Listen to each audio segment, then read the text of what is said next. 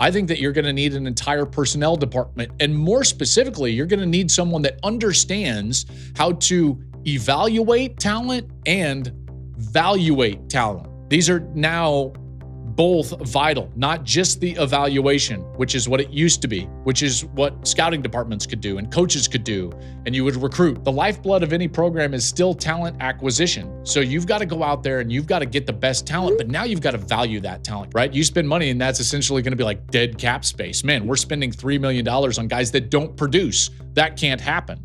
So you're going to have a very strategic arm of your athletic department, and maybe more specifically your football program, that is going to be headed up by the GM. I believe that this is not the same as an athletic director, because the overarching enterprise or business of an athletic department is going to be needed to be headed up by a CEO type.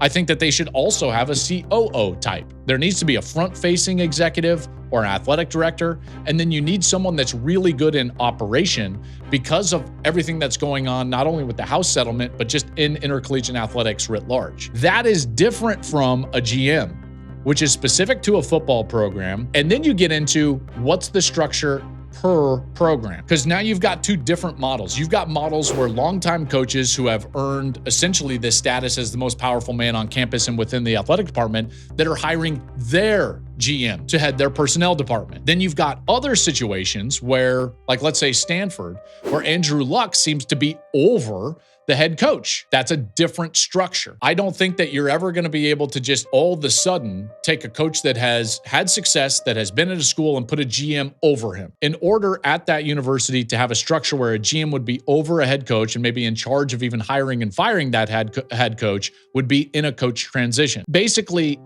I believe that athletic departments need to operate like businesses, like Fortune 500 businesses, a CEO, a COO, and then the football program, aside from that, needs to operate like we would see in the National Football League, a GM and a coach. Now, whether that GM is under the coach or over the coach remains to be seen.